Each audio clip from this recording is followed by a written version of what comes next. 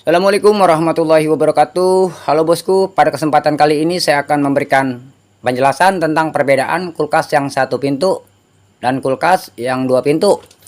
Oke, tidak panjang lebar, sekarang saya akan memberikan penjelasannya. Tolong simak baik-baik apa yang saya sampaikan. Mudah-mudahan bisa dipahami dan bisa bermanfaat untuk Anda semua.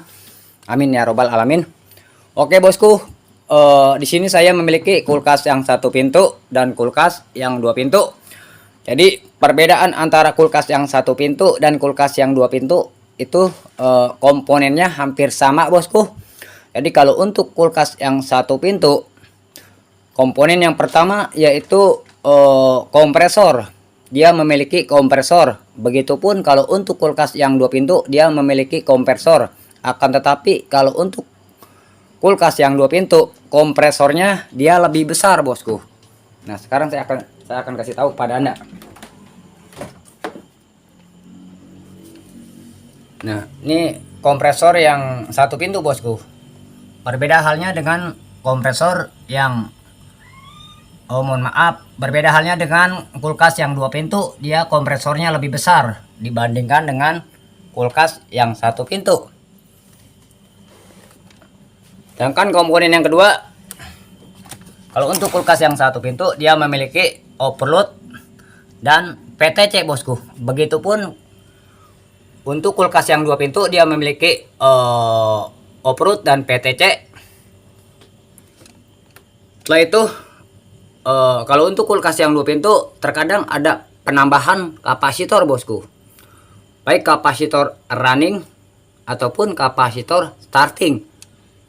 Itu biasanya ada kalau untuk kulkas yang dua pintu. Terkadang diberikan kapasitor bosku. Oke.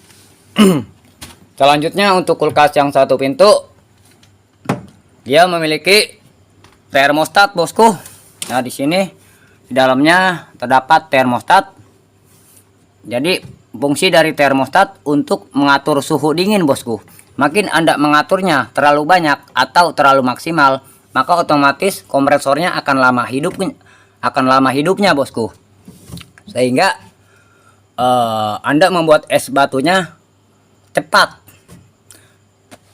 Akan tetapi kalau Anda mengaturnya terlalu maksimal, maka efeknya di tempat evaporator ini akan terjadi penumpukan bunga es yang sangat banyak sekali bosku. Oleh karena itu, kalau Anda cuma membuat es batu satu atau dua seadanya, sebaiknya jangan terlalu maksimal bosku. Sedang saja satu atau dua. Nah jadi seperti itu, terkecuali Anda membuat es batu dalam stok yang banyak sampai 2 ambal buat es batunya, tidak apa-apa. Anda mengatur termostatnya terlalu maksimal bosku, sehingga pembekuan esnya sempurna karena kompresornya lama hidupnya bosku. Nah jadi seperti itu. Begitupun kalau di kulkas yang dua pintu bosku, dia memiliki termostat. Nah yang seperti ini sama saja. Jadi kalau untuk termostat yang dua pintu, jadi mendeteksi suhu dingin di pintu bawah bosku. Kalau suhu dingin di pintu bawah sudah tercapai dinginnya, maka dia akan memutus arus listriknya. Dan setelah itu kompresornya akan mati bosku. Nah, jadi seperti itu. Selanjutnya yaitu evaporatornya bosku. Nah ini yang disebut evaporator. Jadi mengapa kulkas bisa membuat es batu? Karena pada saat kulkasnya dicolokkan, setelah itu freonnya akan disemburkan melalui pipa kapiler bosku, sehingga akan terjadi penguapan di evaporatornya dan terjadilah pembekuan es bosku. Kalau memang kulkas Anda normal, terkecuali kulkas Anda tidak normal, terjadi penyumbatan di sistem baik di filter ataupun di evaporator, maka sulit atau tidak bisa membuat es batu karena freonnya tersumbat bosku, sehingga freonnya tidak disemburkan lewat pipa kapiler. Nah, itulah yang membuat kulkas Anda tidak bisa buat es batu karena terjadi penyumbatan, bosku. Nah, jadi seperti itu. Begitupun kalau untuk kulkas yang 2 pintu. Nah, ini kalau untuk kulkas yang 1 pintu tadi evaporator, sedangkan untuk kulkas yang 2 pintu ini disebutnya refrigerator, bosku, kalau tidak salah. Nah, jadi seperti itu. Begitupun komponen selanjutnya yaitu lampu, bosku. Kulkas 1 pintu memiliki lampu. Begitupun kalau untuk kulkas yang 2 pintu, dia memiliki lampu untuk menerangi ruangan di dalam kulkas, bosku. Itu komponen yang sama dengan kulkas 1 pintu dan kulkas yang 2 pintu. Jadi yang membedakannya itu, kalau untuk kulkas yang 2 pintu, yang pertama dia memiliki timer, bosku. Nah, yang seperti ini timernya. Nah, kalau untuk timer yang seperti ini, bosku, ada timer yang 13 dan ada pula timer yang 14. Sedangkan yang ini timer yang 13, bosku. Yang model seperti ini. Ini biasanya untuk kulkas 2 pintu merek LG. Jadi di saat Anda mengganti timer, Anda jangan sampai salah untuk menggantinya, bosku. Kalau Anda sampai salah untuk menggantinya, katakan kulkas 1 pintu kulkas yang 2 pintu timernya yang 13, Anda ganti timer yang 14, sudah pasti cara kerjanya itu berbeda, bosku. Maka kulkasnya bukan malah normal, malah sebaliknya, bosku. Begitupun sebaliknya, kalau kulkas yang 2 pintu timernya yang 14, Anda ganti timer yang 13, otomatis cara kerjanya pun pastinya berbeda, bosku. Nah, jadi seperti itu. Sedangkan komponen yang kedua, kalau untuk kulkas yang 2 pintu, dia memiliki sensor defrost. Nah, yang di sini, bosku, atau bisa disebut dengan bimetal. Fungsinya komponen bimetal ini untuk mendeteksi suhu dingin di tempat ruangan freezer, bosku, atau untuk mendeteksi evaporatornya.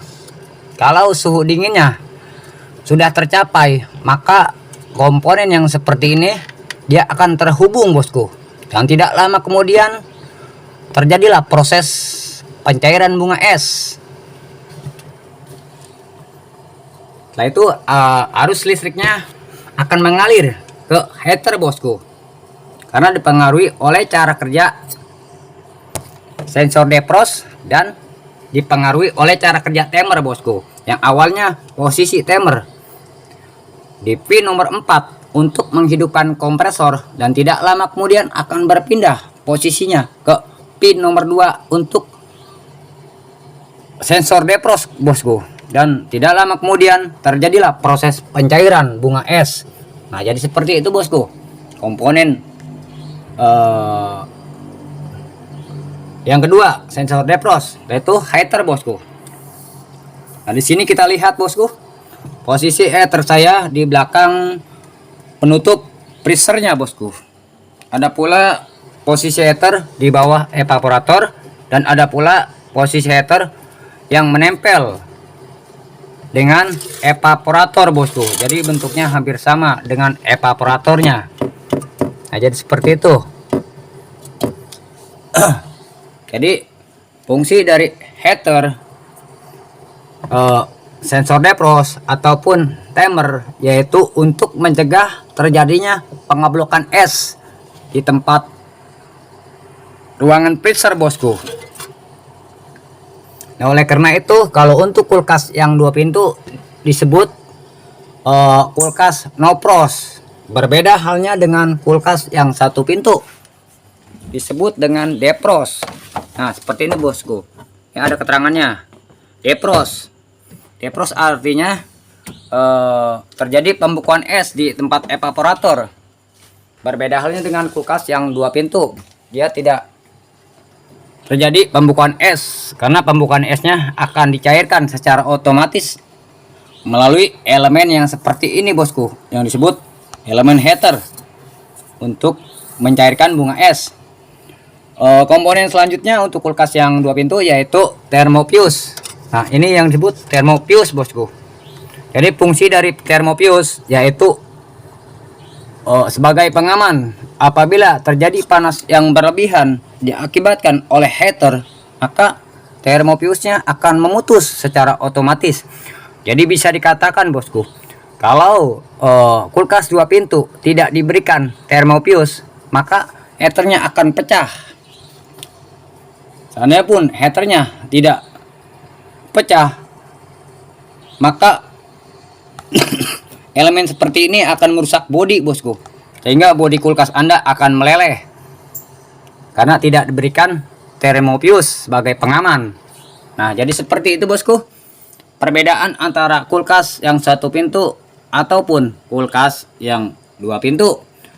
Oke, sampai di sini penjelasan yang saya sampaikan, mudah-mudahan bisa dipahami dan bermanfaat untuk Anda semua. Kalau Anda ingin mengetahui lebih jelas tentang seputar kulkas, Anda lihat saja di playlist tentang kulkas. Nah, di situ banyak sekali tutorial yang menjelaskan tentang kerusakan kulkas supaya Anda lebih memahami tentang semua itu. Kalau ada yang perlu ditanyakan, silakan saja, bosku. Insya Allah saya akan menjawabnya apa yang saya ketahui. Kalau sekiranya konten saya merasa bermanfaat untuk Anda semua, saya minta supportnya, bosku, yaitu dengan cara, bagi yang belum tekan subscribe, silakan tekan subscribe dan tekan lonceng supaya saya lebih bersemangat lagi untuk membuat konten. Kurang lebihnya saya minta dibukakan pintu maaf yang seluas-luasnya. Saya tutup. Wassalamualaikum warahmatullahi wabarakatuh.